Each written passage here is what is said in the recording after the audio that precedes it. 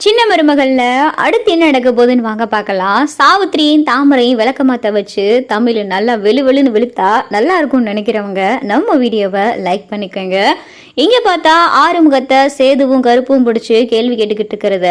சாவித்திரி பார்த்தா ஜன்னல் வழியா பார்த்துட்டு ஐயோ பூச்சி இவங்க கிட்ட மாடி தொலைஞ்சுக்கிட்டானா இவனை எப்படி இங்கிருந்து அனுப்புறதுன்னு தெரியல அப்படின்னு சொல்லிட்டு வேகமா பார்த்தா அடியே தாமரை அந்த பையில 2 துணி அள்ளி வைடி அப்படின்னு சொல்லிட்டு சாவித்திரி சொல்லவும் எதுக்குமா அப்படின்னு சொல்லி தாமரை கேட்கவும் அடி அள்ளி வச்சு தொலைடி அப்படின்னு சொல்லி இங்கே பார்த்தா சாவித்திரி சொல்லவும் வேகமா அந்த துணிப்பை எடுத்துட்டு இல்லப்பா நில்லுப்பா அப்படின்னு சொல்லிட்டு சாவித்திரி வரவும் அத்தை உங்களுக்கு இவனை தெரியுமா அப்படின்னு சொல்லிட்டு சேது கேட்கவும் ஆமா சேது இவங்க ஏதோ டெய்லர் கடை வச்சிருக்காங்களாம், தாமரை ஏதோ போன்ல பார்த்தாலாம் நல்லா தைக்கிறவங்களாம், அதான் பிளவுஸ் தைக்க கொடுக்கலான்னு வந்தேன், அதான்ப்பா பிளவுஸ் எல்லாம் தைக்க கொடுக்கறதுக்காண்டி வீட்டுக்கு வந்து துணி வாங்கிட்டு போக சொன்னேன், அதுக்காக இந்த பையன் வந்தான், அதான் 2 பிளவுஸை மறந்துட்டேன் அதை கொடுத்துட்டு போகலான்னு வந்தேன், கரெக்டாக இந்த பையன் நிற்கிறான் அப்படின்னு சொல்லி சாவித்திரி பேச்சை மாற்றவும்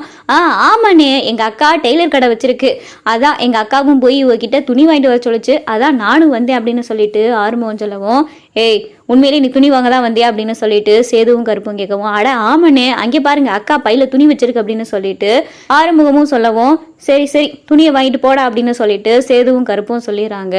இங்கே பார்த்தா ஆறுமுகமும் துணியை வாங்கிட்டு அப்படியே போறதை பார்த்துட்டு சாவித்திரி அப்பாடா நல்ல வேலைக்கு இவங்க கிட்ட இவ ஏதாவது சிக்கி தொலைஞ்சி இவ ஏதாவது அவங்க அடி தாங்காம உளறி தொலைஞ்சிருந்தா என்ன ஆயிருக்கிறது, இவ கல்யாணத்தை நடத்தி முடிக்கிறதுக்குள்ள என் பாதி உசுறு போயிடும் போல அப்படின்னு சொல்லி சாவித்திரி புலம்பிக்கிட்டு இருக்கு. என்ன மாமா இவங்க வந்ததை பார்த்துட்டு எனக்கு ஏதோ சந்தேகமா இருந்துச்சு, எப்படியாவது இவ வந்தா ஏதாவது ஏடா குடமா இருக்கும், ஏதாவது கல்யாணத்தை நிப்பாட்டிப்பலான்னு பார்த்தா இவ என்னமோ துணி பிளவுஸ் அப்படி இப்படின்னு சொல்லிக்கிட்டு இருக்கேன் அப்படின்னு சொல்லி சேது சொல்லவும் சரி விடு மாப்பிள்ள கடைசி வரைய நம்பிக்கையை மட்டும் கைவிட்டுறாத, எப்படியாவது இந்த கல்யாணத்தை தடுத்து நிறுத்திடும் அப்படின்னு சொல்லி கருப்பு சொல்லிக்கிட்டு இருக்காரு. என்னம்மா அந்த ஆறுமுகம் போயிட்டானா அப்படின்னு சொல்லி தாமரை கேட்கவும் போயிட்டாண்டி இவன் வந்த நேரமா பார்த்து சேதுவும் கருப்பும் பிடிச்சி கேள்வி மேல கேள்வி கேட்டுக்கிட்டு இருக்காங்க. ஏற்கனவே கருப்பு என்ன வேலை பார்த்துருக்கான்னு தெரியுமா, அன்னைக்கு இந்த பிறந்தநாள் கேக் இருக்குல்ல அந்த கேக்கை சோதனை பண்ண அனுப்பியிருக்கான், அதோடைய ரிப்போர்ட்டும் வந்துருச்சு, அதுல என்ன கலந்துருக்கு மயக்க மருந்து கலந்துருக்கு அப்படின்னு சொல்லி அந்த டெஸ்ட் ரிப்போர்ட்ல வந்துருந்துச்சு. நல்ல வேலைக்கு கருப்புவை பார்க்க வந்தவனை நான்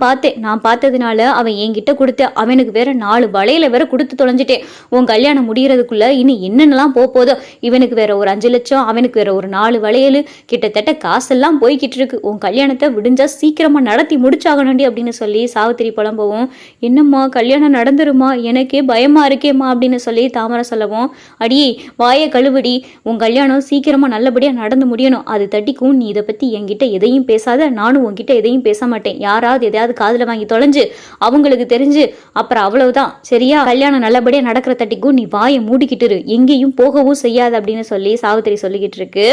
அதுக்கப்புறம் பார்த்தா இங்கே தமிழ் ஒரே யோசனையிலே இருக்கவும் இங்கே மாடியிலேருந்து பார்த்தா சேதுவும் பார்த்துக்கிட்டு இருக்காரு. தமிழும் பார்த்தா சேதுவை பார்க்கவும் என் மாமா நீங்கள் உங்களை இன்னொருத்திக்கு நான் விட்டு கொடுத்துருவேனா, என் முந்தானியை இன்னொருத்திக்கு நான் பங்குப்பட விட்டுருவேனா, என்னைக்கும் நீங்கள் எனக்கு மட்டும்தான் மாமா அப்படின்னு சொல்லிட்டு தமிழ் பார்த்தா மனசுக்குள்ளேயே பேசிக்கிட்டு இருக்காங்க. சரி நம்ம அவரையே போய் பார்த்துருவோம் அப்படின்னு சொல்லிட்டு தமிழ் பார்த்தா மாடிக்கு வந்து சேதுவை பார்த்துட்டு ஏன் மாமா இப்படி சோகமாகவே இருக்கீங்க, நீங்கள் தப்பு பண்ணலைன்னு கொஞ்சமாவது உங்களை நீங்கள் நம்புங்க மாமா, உங்கள் மேலே எனக்கு அம்புட்டு நம்பிக்கை இருக்குது, கவலைப்படாதீங்க, நான் கும்புற தெய்வம் எனக்கு துணையாக இருக்கும்போது இந்த கல்யாணம் நடக்கவே நடக்காது, எப்படியாவது இந்த கல்யாணத்தை நான் தடுத்து நிறுத்துவேன் அப்படின்னு சொல்லி தமிழ் பேசவும் உடனே தமிழ் சேது கணத்தில் முத்தமும் கொடுத்துட்றாங்க. இதை பார்த்துட்டு சேதுவும் எதுவும் பேசாமல் அமைதியாக நிற்கிறாரு.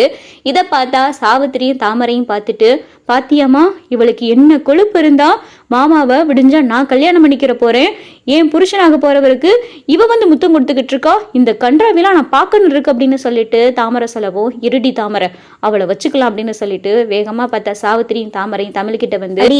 உனக்கு எவ்வளவு நெஞ்செழுத்த இருந்தா சேது கணத்துல முத்தம் கொடுப்ப அப்படின்னு சொல்லிட்டு சாவித்திரி கேட்கவும் ஏன் புருஷன் கணத்துல நான் முத்தம் கொடுக்குறேன், இதை யார் என்ன கேட்பாங்க அப்படின்னு சொல்லிட்டு தமிழ் சொல்லவும் இங்கே பாருடி விடிஞ்சா எனக்கும் மாமாக்கும் கல்யாணம், எனக்கு புருஷனாக போறவருக்கு நீ முத்தம் கொடுத்துக்கிட்டு இருக்க, இதுவே கடைசியா இருக்கட்டும் அப்படின்னு சொல்லி தாமரை சொன்னதும் விடிஞ்சாதான் உனக்கு தாலி கட்டுனாதான் அவர் உனக்கு புருஷன், அவர் எனக்கு ஏற்கனவே தாலி கட்டிட்டாரு, எனக்கு அவர் தாலி கட்டி வருஷ கணக்காக போகுது, அதனால எனக்கு அவர் புருஷன், என் புருஷனுக்கு எனக்கு முத்தம் கொடுக்கணும்னு தோணுச்சுன்னா நான் முத்தம் கொடுப்பேன், உன்னால என்ன முடியுமோ அதை பார்த்துக்க அப்படின்னு சொல்லிட்டு தமிழ் பார்த்தா தாமரை கணத்துல ஒரு ஓங்கி ஒரு அற விட்ட மாதிரி பேசவும் தாமரையால வாயவே திறக்க முடியாம அமைதியா நிக்குது.